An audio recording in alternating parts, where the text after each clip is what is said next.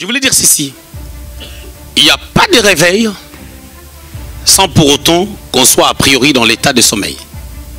On ne parle du réveil que lorsqu'on quitte un état de sommeil. Le message sur les sommeils spirituels et sur les réveils, ce n'est pas un message de païen.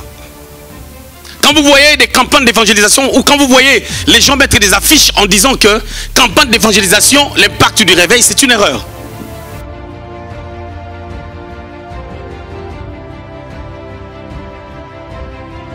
J'ai commencé un nouvel enseignement sur l'impact du réveil. En réalité, je parlerai du réveil. Et puis après, nous verrons l'impact de ces réveils. C'est un message qui devait tout de suite suivre notre grand message sur les sommeils spirituels. Et on avait donné quand même 2 messages au milieu afin de tomber sur ça. Romains au chapitre 13, c'est une relecture parce qu'on avait lu ça lorsqu'on a parlé du sommeil spirituel. Romains au chapitre 13, on va lire juste le 11e verset. Romains chapitre 13, on va lire juste le verset 11. J'ai lu au nom de Jésus. Cela importe d'autant plus que vous savez en quel temps nous sommes. C'est l'heure de vous réveiller enfin du sommeil. Car maintenant, le salut est plus près de nous que lorsque nous avons cru. Romains chapitre 1er. Lisons le verset 8.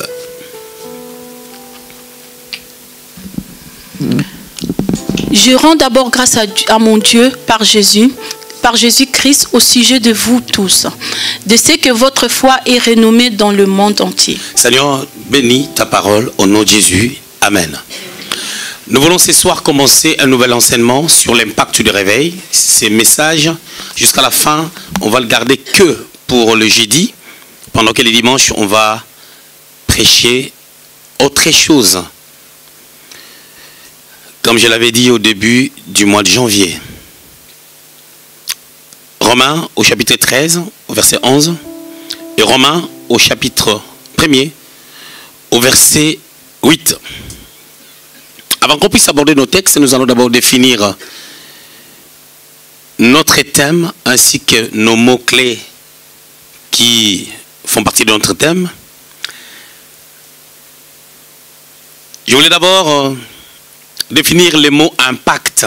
Parce que nous parlons de l'impact du réveil. Bien entendu, nous verrons l'impact du réveil après avoir compris c'est quoi le réveil.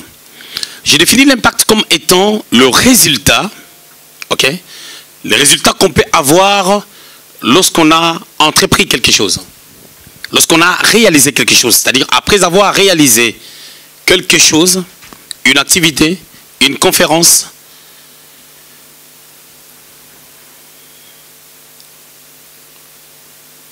le résultat de ce travail accompli, de ce travail bien accompli, c'est ça l'impact. Et dans les contextes chrétiens, lorsque nous voulons parler de l'impact du réveil, nous devons d'abord commencer par définir c'est quoi les réveils, pour que nous puissions savoir c'est quoi l'impact que nous voulons voir concernant les réveils. Je vais donner 3 définitions concernant les réveils. La première définition, le réveil, je dirais simplement, c'est un appareil utilisé pour amener une personne à quitter l'état de sommeil. C'est un appareil, vous savez, autrefois, lorsqu'on n'avait pas encore des portables, qu'il y avait des icônes où il y a le réveil, on utilisait simplement des appareils qu'on peut retrouver jusqu'aujourd'hui dans certains hôtels d'une certaine classe. C'est un appareil qu'on utilise pour que lorsque ça va sonner, la personne qui dort puisse se réveiller. Et nous savons du moins que on cherche à se réveiller, disons, on met les réveils pour que ça sonne. Et lorsque ça va sonner, on doit quitter l'état de sommeil pour répondre aux activités. La deuxième définition que je vais donner, c'est le réveil est l'action de quitter l'état de sommeil à l'état de veille.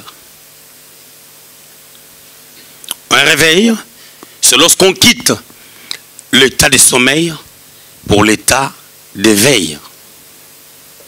Troisièmement, le réveil, c'est aussi prendre conscience.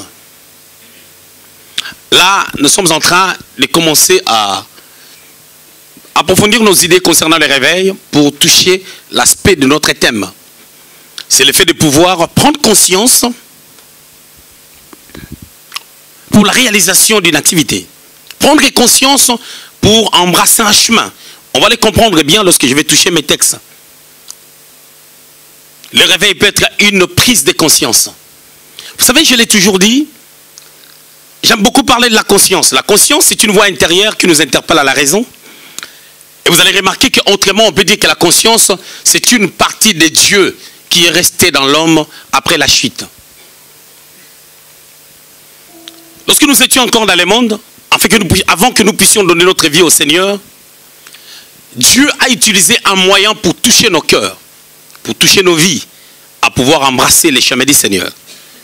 La Bible dit dans Romains au chapitre 10 au verset 9 que pour être sauvé, il faut croire, il faut confesser de sa bouche le Seigneur Jésus et il faut croire à son cœur, dans son cœur, qu'il a été ressuscité d'entre les morts, qu'on parvient au salut. Mais lorsqu'on est païen, pour que Dieu nous touche, d'autant plus que nous n'avons pas encore le Saint-Esprit, puisqu'on n'est pas né de nouveau, Dieu nous touche par notre conscience. Il réveille notre conscience qui est en train de dormir, afin que nous puissions réfléchir pour savoir quelle direction prendre. Je suis païen, je ne connais pas Dieu, je veux me convertir pour devenir chrétien. C'est ma conscience qui sera touchée. Raison pour laquelle il est très important de pouvoir veiller sur sa personne afin de rester conscient. Parce qu'il arrive des fois, on parle beaucoup en langue, mais on a une conscience qu'on n'arrive plus à écouter. C'est une voix qui nous interpelle, une voix qui nous ramène à la raison. Et lorsque cette conscience est réveillée, on peut savoir quelle direction prendre. Quelle est la direction qu'on peut prendre pour arriver à accomplir telle ou telle chose. Nous avons un thème, l'impact du réveil. En un mot, je dirais ceci. L'impact du réveil, c'est les résultats qu'on obtient lorsque les gens quittent l'état où ils ne prennent plus conscience à certaines réalités pour se vaguer dans leurs occupations ou pour entreprendre une nouvelle chose. Et ces résultats-là, c'est l'impact du réveil.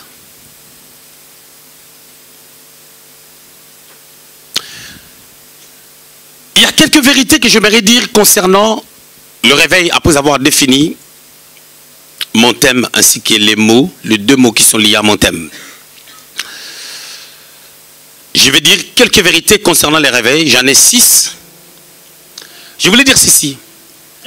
Il n'y a pas de réveil sans pour autant qu'on soit a priori dans l'état de sommeil. On ne parle du réveil que lorsqu'on quitte un état de sommeil. C'est là où on peut parler du réveil. Deuxièmement, il y a toujours un déclencheur du réveil, que ce soit naturel ou spirituel.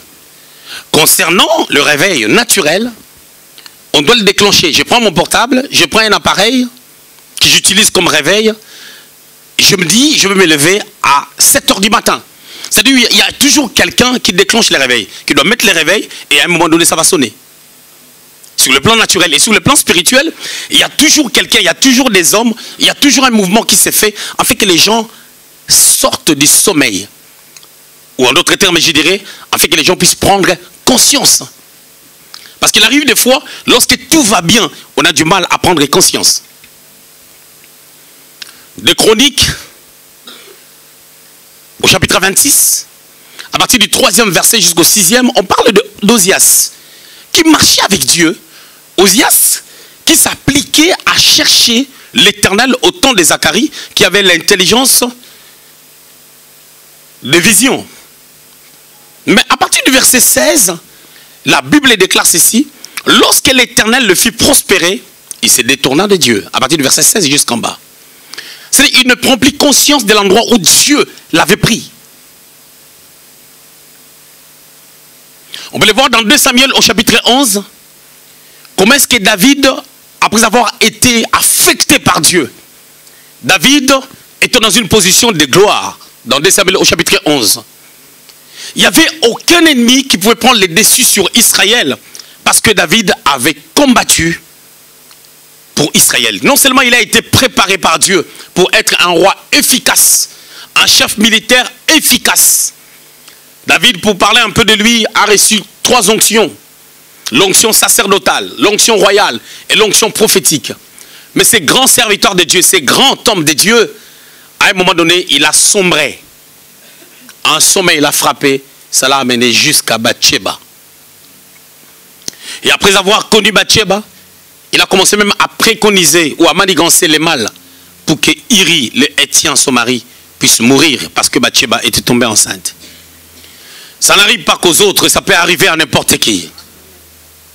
De sombrer. C'est pour cela que l'apôtre Paul demande la prière des gens. Dans Philémon, chapitre 1er, il n'y a qu'un seul chapitre, verset 25. Paul est en train de dire à Philémon que je vais être avec vous grâce à vos prières. C'est-à-dire qu'il demande la prière non seulement de Philémon, mais de tous les saints qui les connaissent et qui les portent à cœur. Et il croit qu'au travers de ces prières, quelque chose va se passer dans sa vie pendant qu'il était en prison. Et c'est très important de prier pour les uns et de prier pour les autres, au lieu d'être là pour critiquer. Deuxième fondement, ou deuxième vérité concernant les réveils, j'avais dit que j'en avais 6. Quelqu'un d'autre peut en donner 17, 18. Moi j'en ai 6. Je n'ai pas le ministère de docteur. Et je n'envie pas ce ministère. J'aime mon ministère. Parce que Dieu l'a voulu. Deuxième fondement. Troisième, excusez-moi. Voilà. Vous avez une bonne manière de suivre. Troisième fondement. Il y a toujours une situation ou un élément déclencheur du réveil. Il y a toujours une situation ou un élément déclencheur du réveil. Actes des Apôtres au chapitre 8, vous allez remarquer au chapitre 7, Étienne venait de mourir. Au chapitre 8, on est en train de dire que tous les disciples se sont dispersés, excepté les apôtres. Et à ce temps, Paul a demandé des lettres au souverain sacrificateur afin de pouvoir aller massacrer les églises qui étaient à Damas. Les disciples qui se sont dispersés, ils ont commencé à prêcher la parole de Dieu pour accomplir une parole que le Seigneur avait annoncée dans Actes chapitre 1er au verset 8. On reviendra sur ça. Le Seigneur avait dit, vous recevrez une puissance lorsque le Saint-Esprit surviendra sur vous et vous serez mes témoins. À Jérusalem d'abord, dans toute la Judée, dans la Samarie et jusqu'aux extrémités de la terre. Il a fallu que cette parole puisse s'accomplir et Dieu crée une situation qui éparpille les disciples pour accomplir cette parole. C'est pour ça que je disais tout à l'heure qu'il y a toujours une situation ou un élément déclencheur du réveil. Quatrième vérité, les réveils nous amènent à témoigner. Lorsqu'on prend conscience, les réveils nous amènent à être véritablement des témoins. Jésus avait dit, vous serez mes témoins. Acte 1er, verset 8. Vous serez mes témoins. Les réveils nous amènent à témoigner. À témoigner de qui? La problématique, ce n'est pas le fait de témoigner. Mais on témoigne qui? On témoigne la personne de Jésus-Christ. L'évangile ne peut pas être centré sur une certaine catégorie de personnes. Sur un auditoire quelconque qu'on s'est choisi. Je suis en train de dire que le réveil n'est pas le fait de cibler stratégiquement une certaine manière d'annoncer la parole de Dieu afin d'attirer les regards vers soi. Je m'explique. Il y a des gens qui prêchent la colère. Et lorsque tu regardes la personne en train de prêcher, la personne est fâchée. Dieu bien à la fin. Il y a des gens qui prêchent la sociologie africaine. Dans ta chambre, il y a un démon en dessous du lit. Ta maison est remplie de démons, il faut que tu vendes cette maison. C'est la sociologie africaine. Parce que les Africains sont peureux. Les Africains ne vérifient pas les informations. Et quand on leur dit quelque chose, ils croient. Les gens croient sans vérifier. Pour un petit exemple, aujourd'hui, en République démocratique du Congo, il y a un nouveau président. Et parce qu'il y a un nouveau président, c'est-à-dire que c'est l'opposition qui a pris les pouvoirs. Et les Congolais, sans réfléchir, ils ont commencé à spéculer en disant que toutes les personnes qui ont les séjours parce qu'ils avaient demandé l'asile du fait que la République démocratique du Congo est reconnue comme un pays qui est en guerre, on va les retirer les séjours pour qu'ils soient expulsés. Une banalité, excusez-moi, les termes, vraiment une connerie. Mais les gens ne vérifient pas les informations, ça passe des bouches à l'oreille et les gens valident ça. Ils commencent même à argumenter là-dessus. Et c'est malheureux de tels comportements. Si je suis une femme, je vois une personne qui réfléchit comme ça, je te tire un peu les oreilles.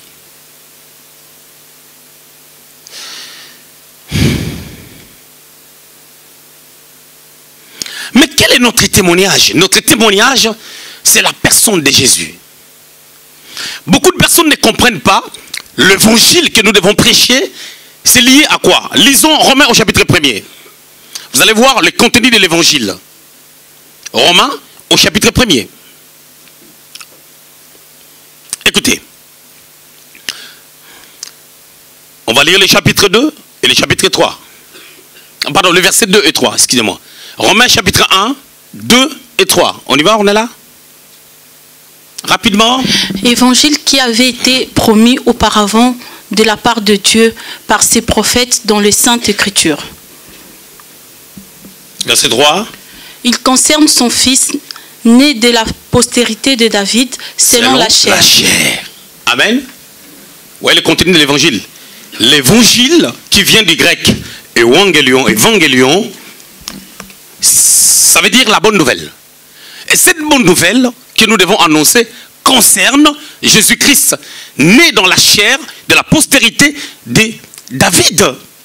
Mais regardons le verset 4. Déclaré fils de Dieu avec puissance selon l'esprit de sainteté par la résurrection d'entre les morts. Jésus-Christ, notre Seigneur.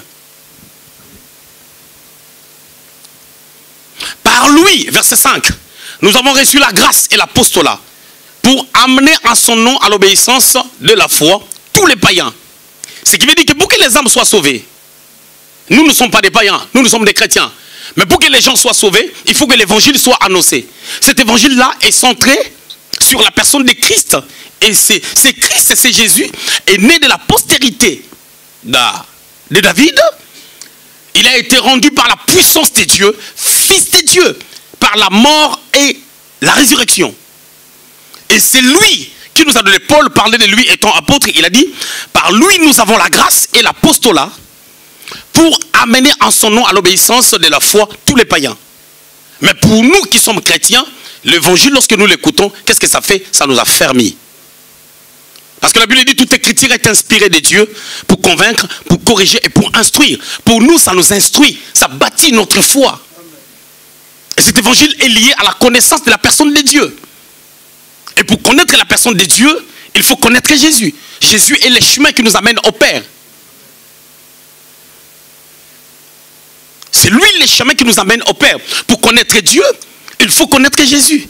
C'est pour cela que vous remarquerez dans Jean chapitre 14, lorsque Philippe, je ne sais pas ce que je crois, c'est le verset 5, Philippe pose la question, montre-nous le Père, cela nous suffit. Il a dit, celui qui m'a vu a vu le Père, tu veux connaître le Père, il faut que tu me connaisses. Et Jésus est le centre de notre évangile. Et le centre de notre message. Ce n'est pas la sociologie africaine, ce n'est pas des coutumes, ce ne sont pas des mentalités que nous avons l'habitude de connaître. Ce ne sont pas nos idéologies. Mais l'évangile est centré sur la personne de Jésus-Christ qui était mort et ressuscité pour notre salut. Ce qui veut dire que lorsque je dois marcher dans la crainte de Dieu, je dois comprendre que mon Jésus était sur la terre et il a marché faisant la volonté de Dieu. Hébreu déclare que Jésus a vécu dans ses corps, je paraphrase, il a vécu comme nous, il a été tenté. Mais il n'a pas succombé. On peut le voir dans Matthieu chapitre 4. 1 à 12, on peut le voir aussi dans Luc chapitre 4, 1 à 12, là où on nous parle des triples tentations de Jésus. Il a été tenté dans son esprit, dans son âme et dans son corps. Son corps a eu faim, on lui a proposé de prendre la pierre pour en faire un pain. Il a dit que l'homme ne vivra pas du pain seulement, mais de toute parole qui sort de la bouche de Dieu. Il n'a pas faibli, par rapport à sa foi en Dieu, malgré qu'il avait faim. Et il est notre modèle. Et nous devons avoir les sentiments qui étaient en Jésus-Christ. L'évangile est centré sur la personne de Jésus. C'est ça notre témoignage lorsque nous témoignons. Je dis que dans le réveil, il y a les témoignages. C'est les témoignages de Jésus-Christ. Cinquième fondement, lorsqu'il y a le réveil, la timidité, la peur, la culpabilité tombent. Et nous sommes transformés à une autre personne. Parce que la flamme du don de Dieu est ranimée à nous. Parlant de la peur, je vais prendre l'exemple de Pierre. Marc chapitre 16, verset 7. Jésus a compris que Pierre avait presque abandonné. Parce que Pierre l'avait renié. Il dit aux anges que lorsque les femmes viendront, qu'on dise à Pierre et aux disciples qui se rencontrent à Galilée. Et on a vu comment est-ce que Jésus était parti chercher Pierre parce qu'il savait que Pierre était en train de culpabiliser par rapport à son acte qu'il venait de poser. Il a renié le Seigneur. Mais ce même Pierre-là, qu'est-ce qui s'est passé? Lorsqu'il a sorti de cet état-là de sommeil, lorsqu'il a pris conscience à cause de la venue du Saint-Esprit, il s'est levé dans Actes chapitre 2, à partir du verset 14. Il a commencé à dire, ces gens ne sont pas ivres. C'est ici que s'accomplit ce qui a été annoncé par la bouche de Joël. Que je répandrai de mon esprit sur toute chair. Vos fils et vos filles prophétiseront. Il a continué à prêcher la parole de Dieu en expliquant comment est-ce que les gens ont tué le Seigneur. Et on peut le voir comment est-ce que ces gens se sont repentis après. 2 Timothée au chapitre 1, au verset 6 à 7. La Bible dit quelque chose de merveilleux et dit Pépé. 2 Timothée chapitre 1, 6 à 7. On y va? C'est pourquoi je t'exhorte à ranimer la flamme du don de Dieu que tu as reçu par l'imposition de main. Car ce n'est pas un esprit de timidité que Dieu nous a donné. Au contraire, son esprit nous a remplis de force, d'amour et de sagesse. Je suis en train de dire que lorsque le réveil vient, la timidité tombe. Nos faiblesses tombent. Qu'est-ce qui se passe? On peut revenir au verset 6. Paul est en train d'exhorter Timothée. Il dit, ranime la flamme du don de Dieu que tu as reçu par imposition des mains. Non seulement les dons se communiquent par les impositions des mains aussi, mais il dit, je t'exhorte à ranimer. Donc c'est que Timothée avait oublié ce qu'il avait reçu de la part de Dieu au travers de l'imposition des mains de son père Paul ou des anciens. Et ici, nous sommes en train de comprendre qu'un don d'or, mais on veut que ça se réveille. Il rajoute que l'esprit que nous avions reçu, ce n'est pas un esprit de timidité, mais c'est un esprit de force que nous avons reçu de la part de Dieu. C'est-à-dire quand le réveil est là, on ne va plus reconnaître des personnes qu'on connaissait comme de faiblards, comme des personnes qui ne parlent pas. Je peux donner l'exemple du docteur André.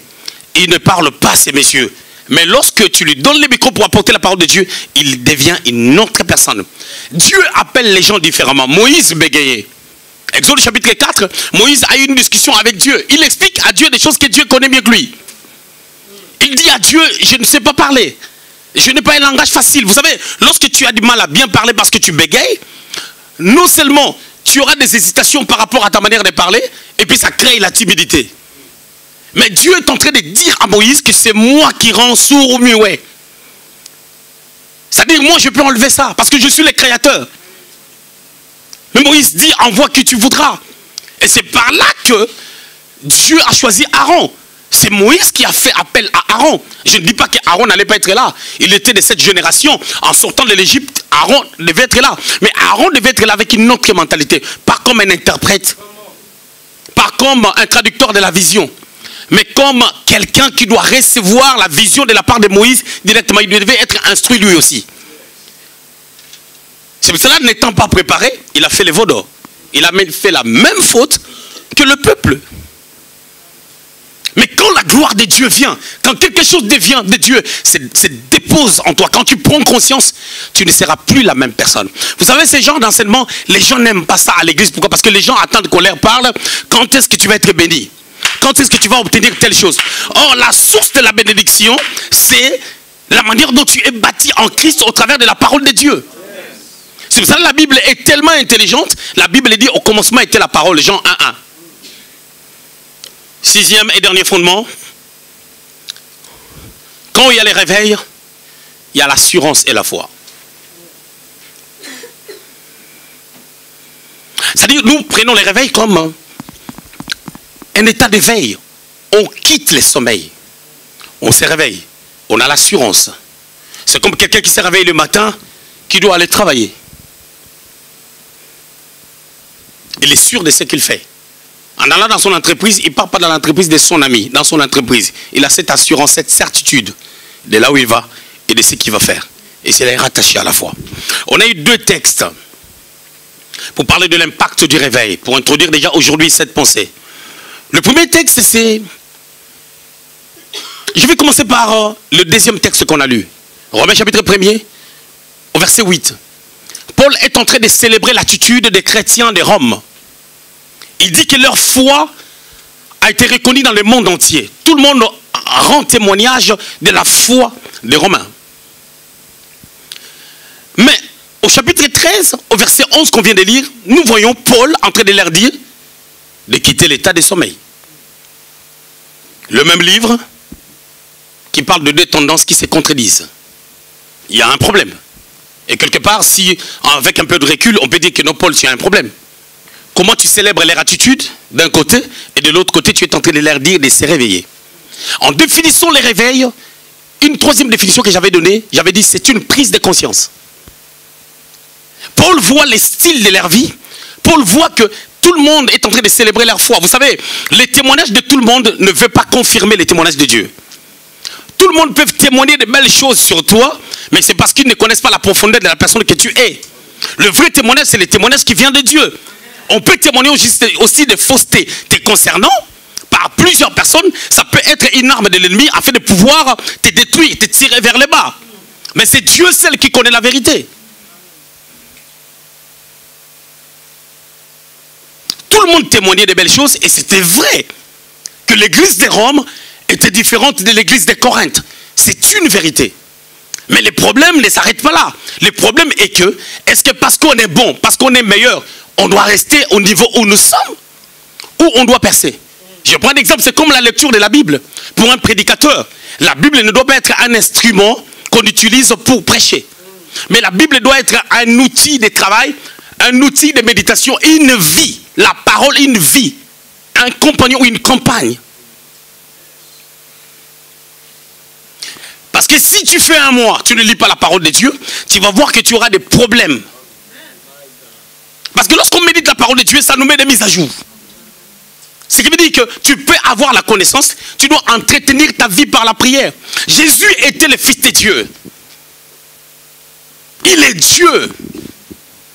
Mais c'est Jésus-là qui est parti prier.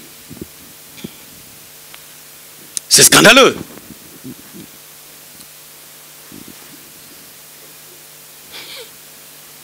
C'est scandaleux. Jésus est parti prier. 40 jours et 40 nuits. Pourquoi? Vous pouvez dire que je suis fils de Dieu. Tout est bon, je suis fils de Dieu. Il vit la vie comme tout le monde, il est fils de Dieu. Et dites-moi, est-ce qu'il n'allait plus être fils de Dieu? Il est fils de Dieu. Il est fils de Dieu. Mais bien, mes Seigneurs, au-delà des promesses, au-delà de ce que nous sommes, il y a des choses que nous devons faire afin que la grâce de Dieu continue à se manifester dans notre vie. Quand tu lis maintenant Romains au chapitre 13, à partir du 11e verset, tu vois, Paul est en train de dire, cela importe, d'autant plus que vous savez en quel temps. Ces gens-là savaient en quel temps où ils étaient. Vous savez, les sentiments de Paul par rapport à l'avènement du Fils de Dieu, il y a eu déjà, si vous lisez Paul, si vous lisez Pierre surtout, vous allez remarquer qu'ils étaient en train d'amener les gens à comprendre que Jésus revient. Que ne vous attachez pas seulement au bien de ce monde. Parce que le Seigneur revient un jour, ce monde n'existera plus. Et Jésus revient bientôt. Vous devez être prudent par rapport au retour du Seigneur. Parce que si vous lisez le verset 12, vous allez comprendre qu'il est en train de leur demander de se dépouiller des œuvres de la chair. Parce que le Seigneur revient. Je vous avais dit quand je parlais de sommeil spirituel qu'il y avait une dimension prophétique par rapport à cette pensée. Ça tournait le regard des gens directement vers le retour de Jésus. Mais dans la dimension apostolique, lorsque nous devons parler de cette pensée, on doit réveiller la conscience des gens pour comprendre que chaque temps est lié à un certain comportement qu'on doit adopter pour ne pas tomber dans l'état de sommeil. Le sommeil et le réveil, c'est combiné. Soit tu dors, soit tu es réveillé. Soit tu dors, soit tu es réveillé. Soit tu dors, soit tu es en train de se réveiller. Tu peux être en train de se réveiller et tu t'endors encore. Raison pour laquelle il faut qu'il y ait un déclencheur de réveil. Mais pour que le réveil se déclenche, il faut la conscience. Nous devons comprendre d'abord une chose avant que j'aille plus loin. Le message sur les sommeils spirituels et sur les réveils, ce n'est pas un message de païen. Quand vous voyez des campagnes d'évangélisation ou quand vous voyez les gens mettre des affiches en disant que campagne d'évangélisation, l'impact du réveil, c'est une erreur.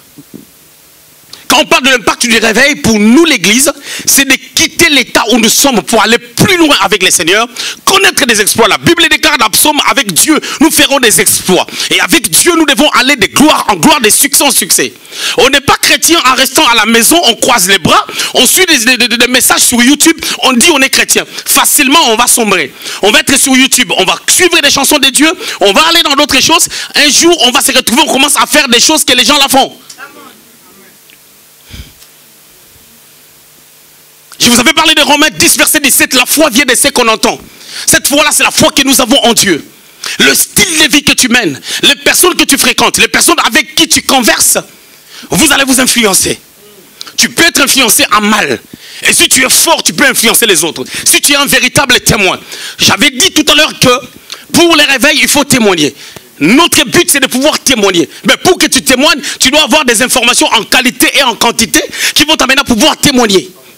Sachant que lorsque tu témoignes de la part de Jésus-Christ, il y a des questionnements. Les gens vont te poser des questions. Les gens vont t'observer de près. Les gens vont regarder ton style de vie, la qualité de ta vie. Qu'est-ce que tu as, qu'est-ce que tu n'as pas? Comment tu marches avec Dieu? Il dit c'est le temps de se réveiller. En fin du sommeil. C'est-à-dire Paul avait vu que ces gens-là commençaient à compter sur leurs prouesses, sur leurs exploits.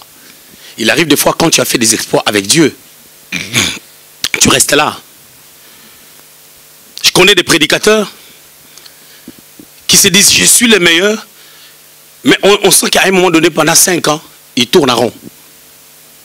Mais il est toujours meilleur pour lui. Mais pour nous, il n'est plus meilleur. Un jour, je parlais avec quelqu'un, je ne sais pas qui, il m'a dit il y a des prédicateurs, quand tu les écoutes, tu as l'impression qu'il ne lit pas la Bible. Il ne lit plus la Bible, mais il a des anciennes connaissances qu'il a déjà maximisées. C'est là où vous remarquerez quelqu'un, il prend un seul message, il prêche ça dans 22 endroits différents. On va dire oui, le Seigneur veut que j'aille avec ces messages. Je veux bien, je respecte. Mais je ne pense pas que ça... Et des fois quand tu suis mot pour mot, là où il avait mis la virgule,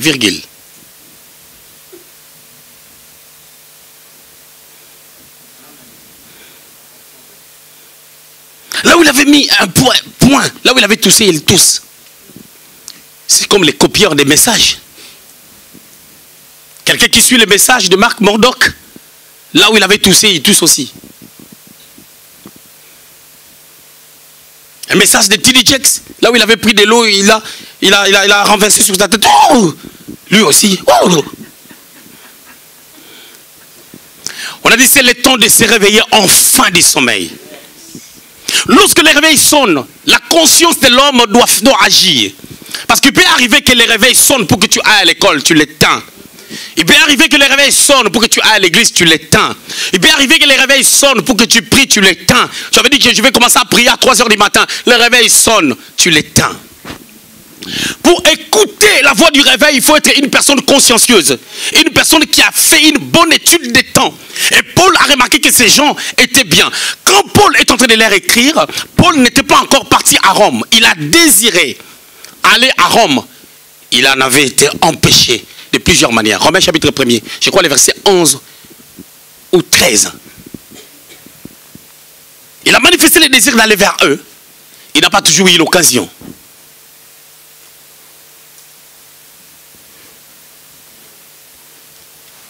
Pour connaître les réveils, il faut une prise de conscience.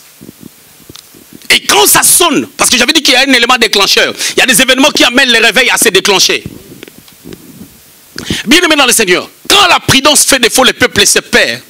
Les chrétiens vivent dans une imprudence extrême. Il y a toujours quelqu'un qui viendra te parler pour que tu te réveilles. La parole de Dieu peut te parler pour que tu te réveilles. Un songe peut te parler pour que tu te réveilles. Une situation peut te parler pour que tu te réveilles. Il y a toujours un élément déclencheur, il y a toujours quelque chose qui doit t'amener à pouvoir se réveiller, sortir de l'état de sommeil. Il faut se poser des questions devant Dieu en disant cette chose-là rime à quoi? Qu'est-ce que Dieu veut m'enseigner par rapport à telle ou telle situation qui m'arrive? Cette situation peut être un malheur. Si je peux faire marche arrière, je peux vous parler de Joseph, qui a connu une situation affreuse. Mais par cette situation, Dieu savait qu'il devait sauver tout un peuple. C'était sa famille qui devait venir après pour avoir la faveur. Mais il a fallu que Joseph parte de l'autre côté.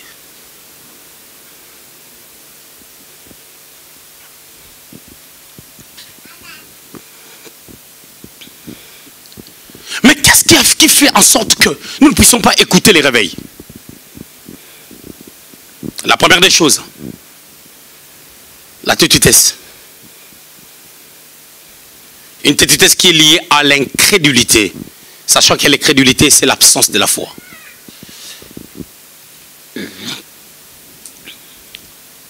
Luc au chapitre 1er, on nous raconte une belle histoire d'un homme qui s'appelle Zacharie. Luc au chapitre 1er, on nous raconte l'histoire de Zacharie. Luc chapitre 1, à partir du verset 5.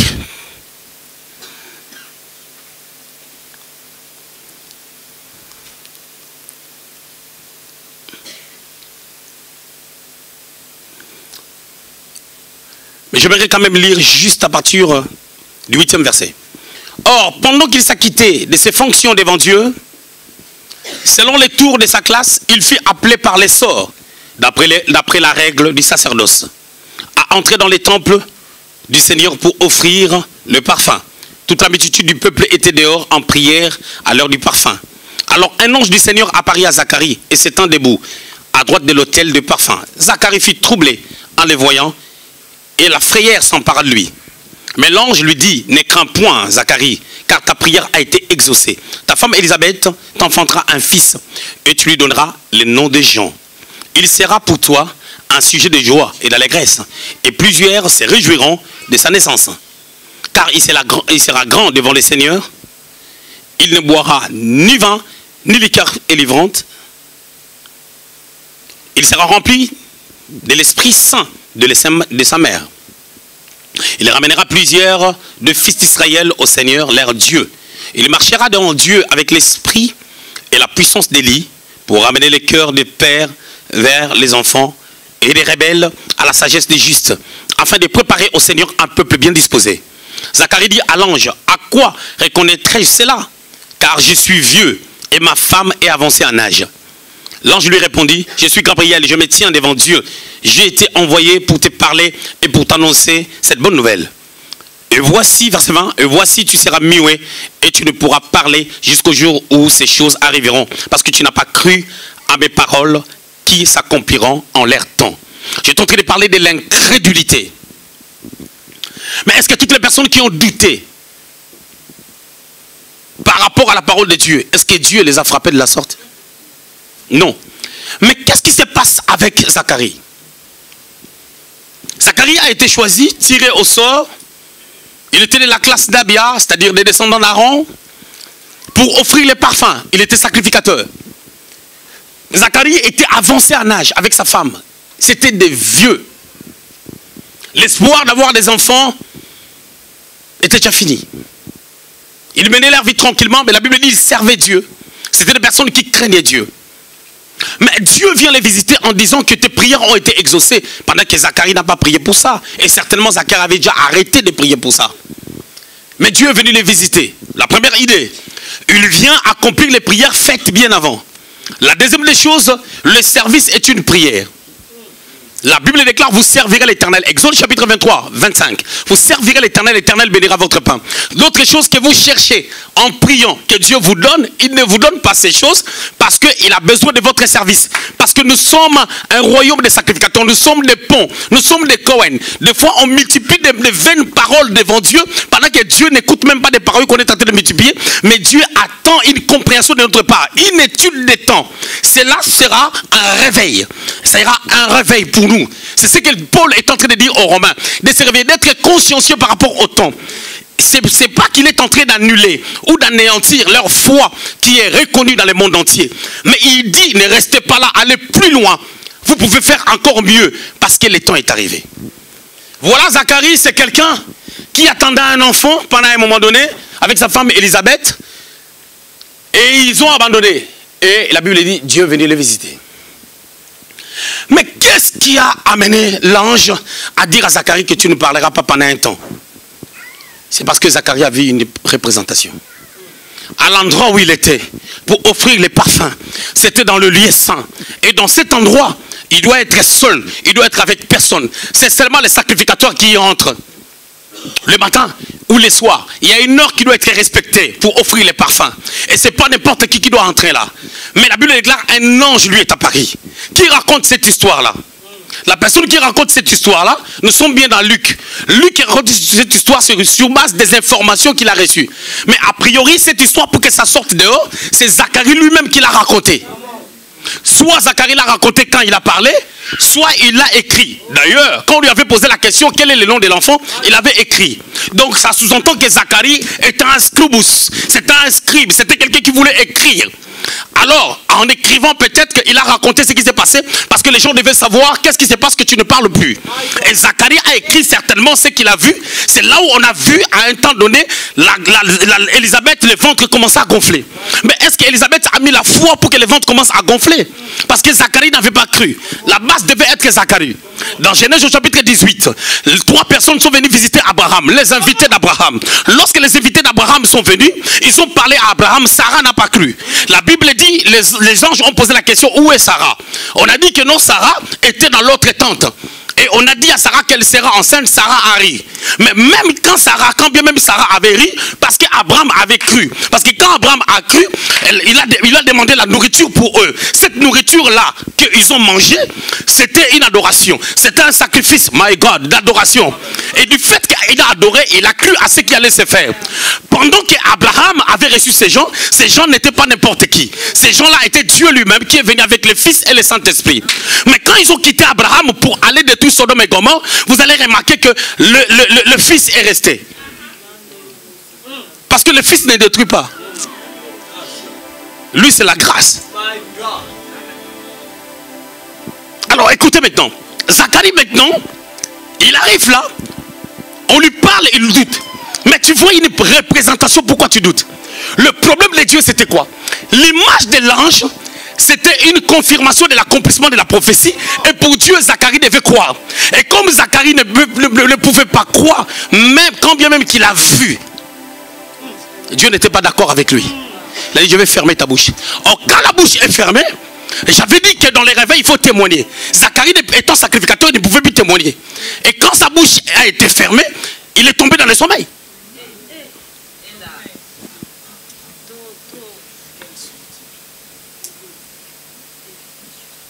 Mais combien de personnes sont dans cet état de Zacharie?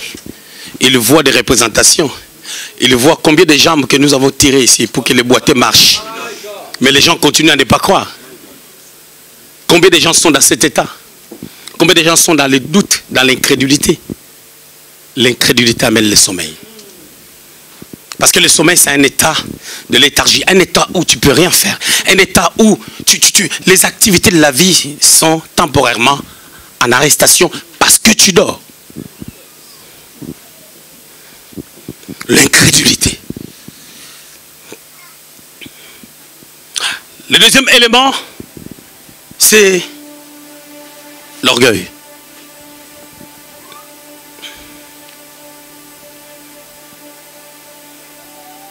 Par là de l'orgueil, je voulais le définir en ces termes. C'est le fait de se donner des si hautes opinions de toi.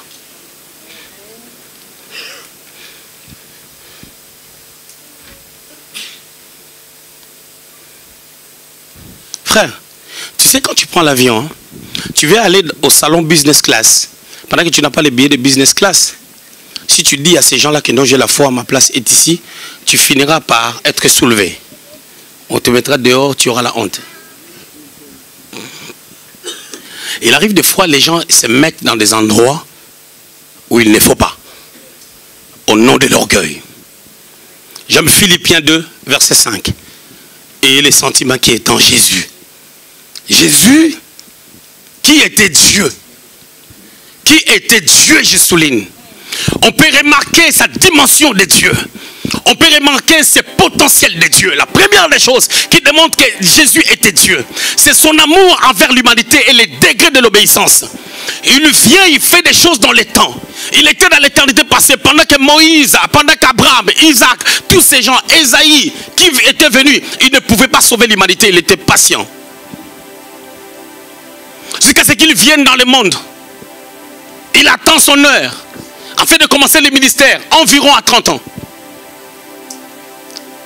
Mais quand tu te montres grand, on doit le voir par la vie que tu mènes. La grandeur est liée à la vie que tu as. Il est venu voir Jean-Baptiste. Pendant que Jean-Baptiste est en train de baptiser. L'étude des temps.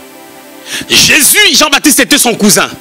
Quand on enlève sa dimension de Dieu, de fils de Dieu, qui peut lui permettre de savoir là où Jean se trouve prophétiquement, on descend dans la dimension terrestre, la dimension naturelle.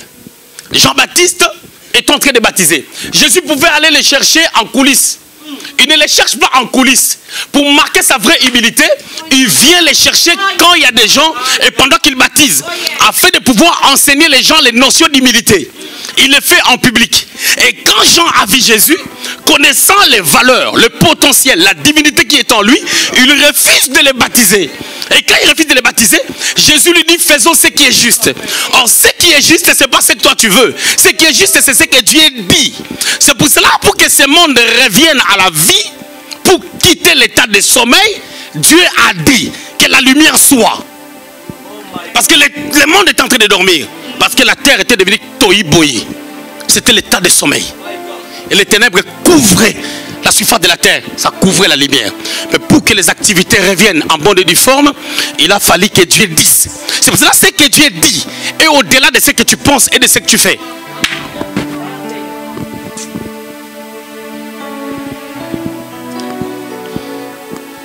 Il a dit, faisons ce qui est juste. Mais Jean-Baptiste est en train de dire, avant que Jésus vienne, Matthieu chapitre 3, verset 11, il a dit, hein, moi je vous baptise d'eau pour vous amener à la repentance. Il y a quelqu'un qui est plus puissant que moi. Je ne suis pas digne de délier le courroie de ses sandales. Lui vous baptisera du Saint-Esprit et du feu. Et de feu, pardon. Mais maintenant, il a témoigné. Jésus est venu. L'acte de Jésus concernant Jean est en train d'anéantir le message de Jean. Et si Jean le baptise et qu'il a une personne comme Gambembo, comme Hervé, ils vont lui poser la question, donc ce que tu nous as prêché, c'était faux. Parce que tu as dit que tu n'es pas digne de délier le courroie de ses sandales. Parce que tu l'as baptisé. Ça contredit ce que tu as prêché. Je voulais dire que le prophétique, en réalité, navigue à contre-courant. Ça annule le message, ça annule ce qui est écrit, afin que ce qui est dit prenne la valeur. Jésus dit, faisons ce qui est juste. Il a dit, c'est le prophétique. Ça a annulé la lettre qui tue.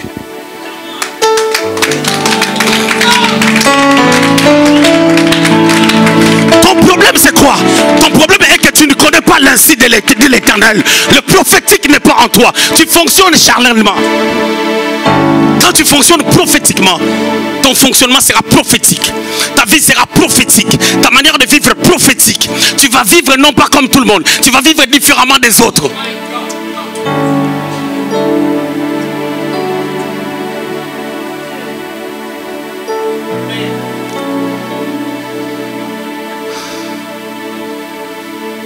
je dis baptise-moi. Mais le problème c'est quoi maintenant? Nous le savons nous tous. Hébreux 7, 7. L'inférieur est béni par les supérieurs. Et Jean-Baptiste devait se reposer. Attention, le livre d'Hébreux, c'est un livre qui a été écrit pour les Juifs. C'est pour cela qu'on met l'emphase en faisant la différence entre les sacerdoces d'Aaron et les sacerdoces de Jésus. Alors Jean-Baptiste pouvait avoir ce genre de texte dans sa tête. Il sait que l'inférieur doit être béni par les supérieurs. Mais comment toi les supérieurs tu veux que je puisse te baptiser? Et ça va porter confusion déjà par rapport à ce que j'ai enseigné avant. Jésus était venu afin d'annuler tout ce qui était de l'ancienne alliance, parce que Jean était de l'ancienne alliance. Pour nous ramener à une autre dimension, la dimension de la grâce.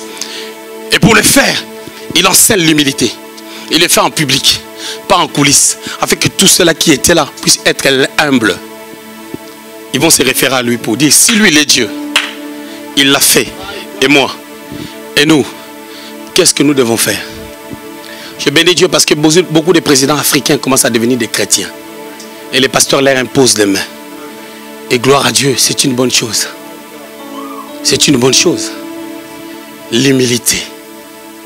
L'humilité. C'est pour cela, lorsque tu es convoqué chez les magistrats, Romains chapitre 13, peu importe la personne que tu es, tu dois manifester l'humilité afin qu'il fasse son travail. Et nous aussi, lorsque nous recevons les magistrats dans nos églises, ils doivent être humbles vis-à-vis de nous. À chacun son rôle.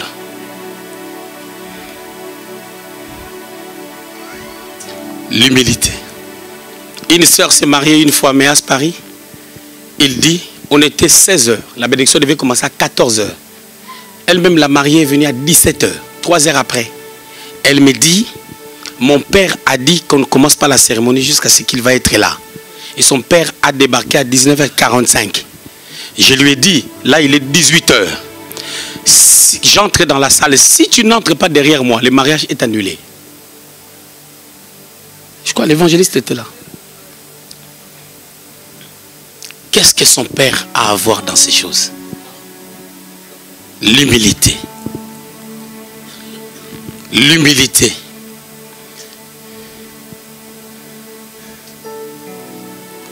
Beaucoup de choses, beaucoup de personnes tombent à cause des manques d'humilité. Vous savez, des gens qui ne parlent pas, on suppose qu'ils sont humbles. C'est faux. Les jours qu'ils parleront, vous allez connaître qui ils sont. Tu peux être quelqu'un qui ne parle pas beaucoup, tu es humble. Tu peux être quelqu'un qui parle, tu n'es pas humble aussi. Ou tu es humble. C'est un état d'esprit. On ne voit l'humilité que par des actes posés. Je voulais dire ceci. Il n'y a pas de réveil sans pour autant qu'on soit a priori dans l'état de sommeil. On ne parle du réveil que lorsqu'on quitte un état de sommeil. Le message sur les sommeils spirituels et sur les réveils, ce n'est pas un message de païen. Quand vous voyez des campagnes d'évangélisation ou quand vous voyez les gens mettre des affiches en disant que campagne d'évangélisation, l'impact du réveil, c'est une erreur.